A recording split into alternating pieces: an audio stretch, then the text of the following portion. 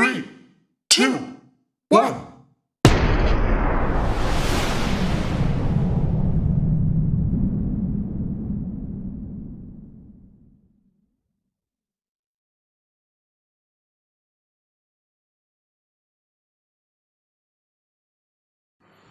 Assalamualaikum para traveler mania. Masih bersama kami Arek Riau Channel. Kali ini kami akan membawa kalian untuk bertabarukan di Masjid Raya Pekanbaru. Ada historis apa yang ada di dalam masjid ini? Ikuti terus penelusurannya bersama kami.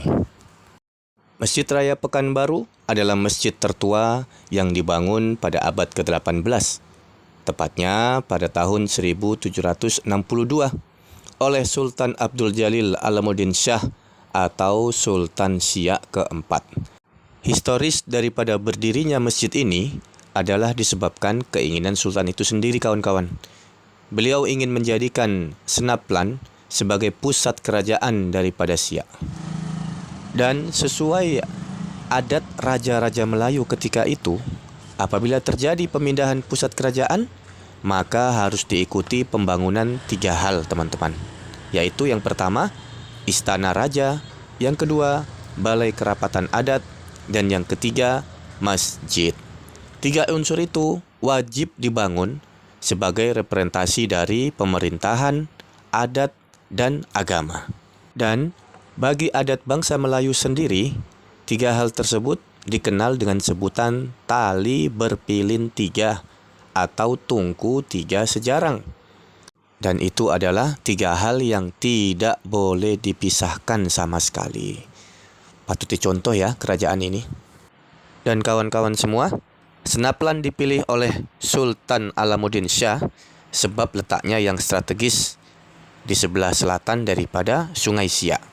Sejak dahulu kala, peradaban-peradaban dimulai selalu diawali di tempat yang berdekatan dengan sungai. 3 bangunan tersebut dikenal dengan sebutannya masing-masing. Bangunan istana maka dijuluki Istana Bukit. Bangunan kerapatan adat dijuluki dengan Balai Payung Sekaki. Dan bangunan masjid ini sendiri awalnya bernama Masjid Alam. Dan kalau teman-teman semua ingin mendatangi masjid ini, maka teman-teman akan melihat bagaimana bangunan masjid yang ada di dalam ini masih murni mengikuti nuansa adat Melayu, kental dengan nuansa adat Melayu. Ada tiang berdiri di tengah-tengah masjid.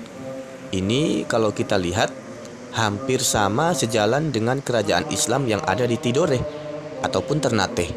Sebab di sana masjid-masjid yang kami lihat juga itu biasanya ada tiang-tiang di tengah-tengah masjid yang memang mempunyai arti tersendiri. Masjid Raya ini terdiri dari 2 lantai dan Masjid Raya ini sangatlah tinggi historis sejarah yang ada di dalamnya. Maka kita atau kalian-kalian yang berada di Kota Pekanbaru dan sekitarnya sudah sangat layak dan sangat pantas untuk datang berkunjung ke masjid ini sebagai bentuk kepedulian kita kepada sejarah yang ada di Kota Pekanbaru.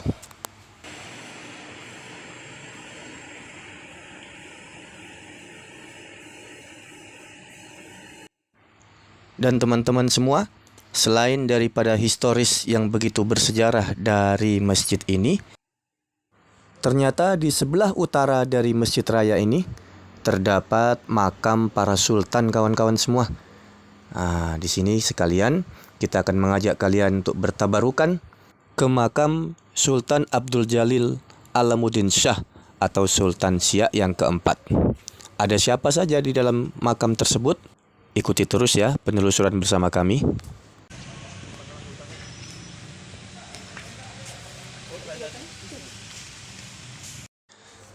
Jadi ini adalah komplek pemakaman daripada keluarga sultan itu sendiri.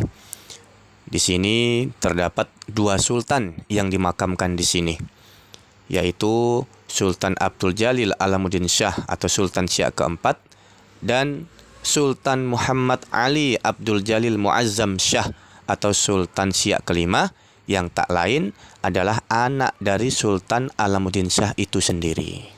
Areal makam dibagi menjadi 2, ada yang di pelataran dan ada yang ditempatkan khusus.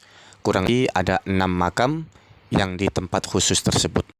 Dan kebiasaan daripada raja-raja Melayu atau Raja Siak atau Kesultanan Siak sendiri, setiap makam itu teman-teman, kita akan tahu laki atau perempuan itu dilihat dari batu nisannya. Jika laki-laki, itu batu nisannya berbentuk bulat. Tetapi jika wanita, maka batu nisannya akan berbentuk pipih. Baik teman-teman semua, inilah Sultan Abdul Jalil Alamuddin Shah, yaitu Sultan keempat daripada Raja Siak. Beliaulah yang memberikan nama kota Pekanbaru.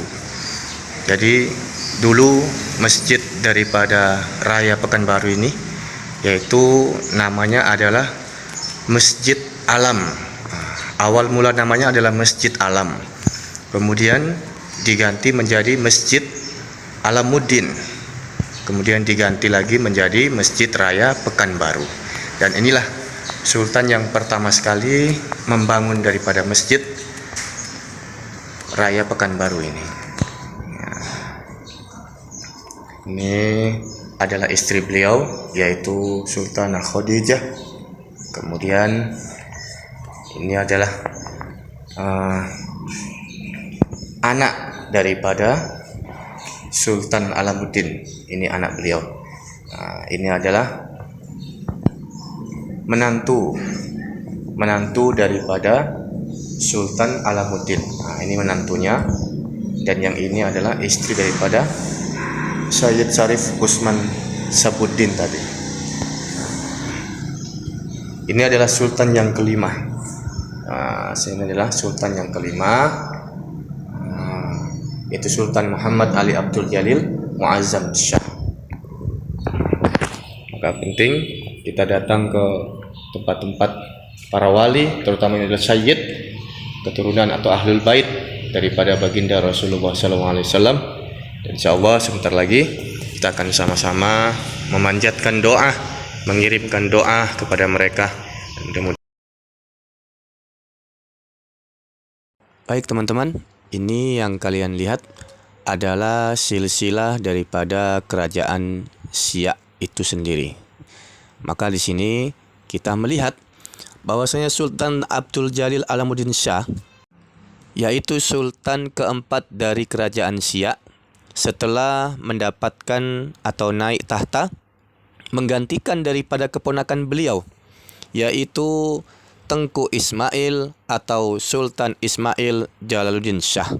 Jadi kalau kami melihat di silsilah keluarga ini, Sultan kedua Siak, yaitu yang bernama Tengku Buang Asmara atau Sultan Abdul Jalil Muhammad Muzaffar Shah, itu adalah saudara daripada Sultan keempat Siak, yaitu Sultan Alamuddin Shah. Tetapi Sultan kedua menurunkan tahta kepada anak beliau, yaitu Tengku Ismail atau Sultan Ismail Jalaluddin Shah. Kemudian pada tahun 1761, Sultan ketiga Siak atau Sultan Ismail Jalaluddin Shah menyerahkan tampuk kepemimpinan kepada paman beliau, yaitu Sultan Alamuddin Shah. Dan ini termasuk wasiat daripada Tengku Buang Asmara atau Sultan Abdul Jalil Muhammad Muzaffar Shah kepada anaknya.